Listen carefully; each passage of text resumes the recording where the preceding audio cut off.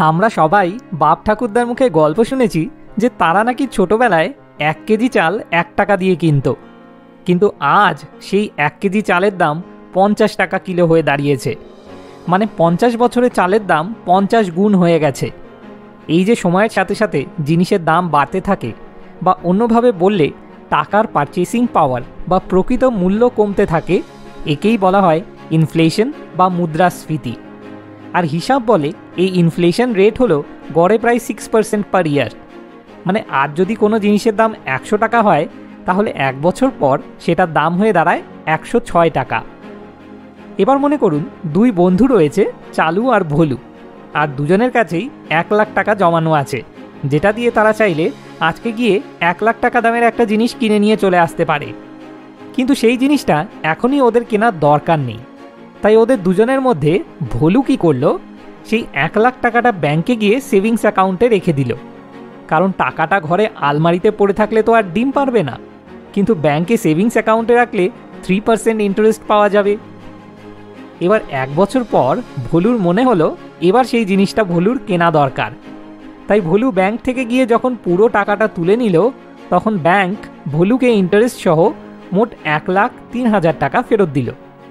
এবার সেই 1,03,000 টাকা হাতে পেয়ে মহা আনন্দে নাচতে নাচতে ভোলু সেই জিনিসটা কিনতে গিয়ে জানতে পারলো যে সেই জিনিসটার দাম এখন 1 লাখ টাকা থেকে বেড়ে গিয়ে 1,06,000 টাকা হয়ে গেছে।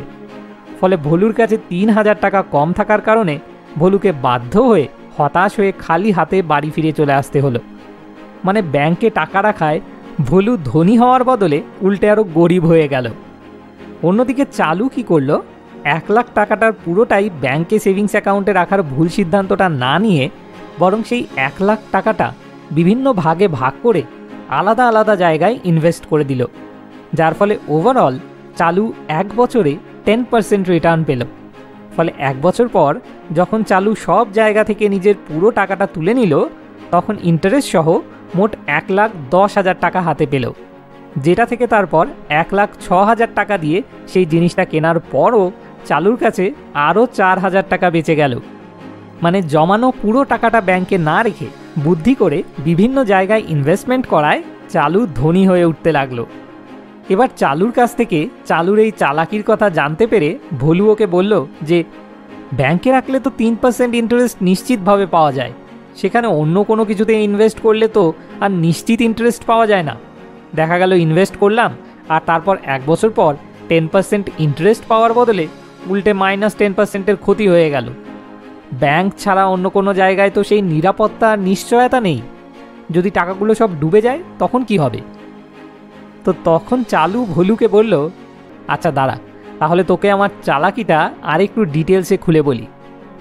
দেখ ভোলু, আমার মাসিক খরচ 5,000 টাকা, তাই তার 2 গুণ টাকা মানে 10,000 টাকা আমি ব্যাংকের সেভিংস অ্যাকাউন্টে রেখে দিয়েছিলাম, কারণ এই টাকাটা আমার প্রতিনিয়ত দরকার। এরপর আমার 6 মাসের খরচ মানে 30,000 টাকা আমি ব্যাংকে ফিক্সড ডিপোজিট করে দিয়েছিলাম। এটা হলো আমার এমার্জেন্সি ফান্ড। হঠাৎ কোনো এমার্জেন্সি এসে পড়লে তখন এই টাকাটাকে আমি কাজে লাগাবো বলে তাই। আর ব্যাংকে ফিক্সড ডিপোজিটে 7% অ্যানুয়াল ইন্টারেস্টও পেলাম। তাহলে 6% অ্যানুয়াল ইনফ্লেশন বাদ দিলে অ্যাটলিস্ট 1% পার ইয়ার রেটে আমার এই এমার্জেন্সি ফান্ড হিসেবে রাখা টাকাটাও বাড়তে লাগলো। এরপর ধনী হতে পারার জন্য আমার হাতে বেঁচে থাকা 60,000 টাকাটার উপর আমি ইনভেস্ট করার রিস্কটা নিই। কিন্তু আমি বুদ্ধি খাটাই যে কি করে রিস্কটাকে মিনিমাম করা যায় আর রিটার্নটাকে ম্যাক্সিমাম করা যায়।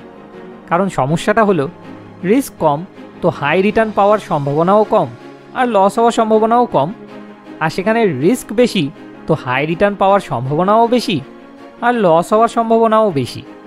তো আমি ভেবে দেখলাম বুদ্ধিমানের কাজ হলো মাঝামাঝি একটা পথ বেছে নেওয়া। তো সেই 60,000 টাকাটাকে 3 ভাগে ভাগ করে নিয়ে তার মধ্যে প্রথম ভাগটা আমি লো রিস্ক লো রিটার্ন ইনভেস্টমেন্ট ইনস্ট্রুমেন্ট যেমন gold, index mutual fund, government bond এই জাতীয় ইনভেস্টমেন্ট ইনস্ট্রুমেন্টগুলোতে ইনভেস্ট করে দিলাম। দ্বিতীয় ভাগটা আমি medium risk medium return investment instrument যেমন মিউচুয়াল ফান্ড, রিয়েল এস্টেট এই জাতীয় ইনভেস্টমেন্ট ইনস্ট্রুমেন্টগুলোতে ইনভেস্ট করে দিলাম। আর তৃতীয় ভাগটা আমি high risk high return investment instrument যেমন ডাইরেক্ট স্টকস আর আমার নিজের একটা বিজনেস বা স্টার্ট আপও বলতে পারিস সেটার পিছনে ইনভেস্ট করে দিলাম। এভাবে বুদ্ধি করে রিস্কটাকে মিনিমাম আর রিটার্নটাকে ম্যাক্সিমাম করার সম্ভাবনা বাড়িয়ে তুললাম। ফলে ওভারঅল 1 বছর পর আমি আমার ব্যাংক থেকে পাওয়া ইন্টারেস্ট আর এই ইনভেস্টমেন্টগুলো থেকে পাওয়া ইন্টারেস্ট সব মিলিয়ে মোট 1 লাখ টাকার উপর 10% রিটার্ন পেয়ে গেলাম। সব শুনে ভলু বলল, ওরে চালু, তুই তো দেখি হেব্বি চালু রে ভাই, কিন্তু এত বিভিন্ন জায়গায় টাকা ইনভেস্ট করলি কোথা থেকে? চালু বলল, কেন, ঘরে বসে সম্পূর্ণ অনলাইনে জিরোধা থেকে। আপনিও চাইলে এই ভিডিও ডেসক্রিপশনে দেওয়া লিঙ্ক থেকে গিয়ে চালুর মতোই সম্পূর্ণ অনলাইনে জিরোধাতে অ্যাকাউন্ট ওপেন করে নিজের ইনভেস্টমেন্ট জার্নি শুরু করতে পারেন। আশা করি এই ভিডিওর মাধ্যমে আমি বোঝাতে পারলাম কেন ধনী হতে চাইলে আমাদের ব্যাংকে টাকা ফেলে রাখা বন্ধ করতে হবে।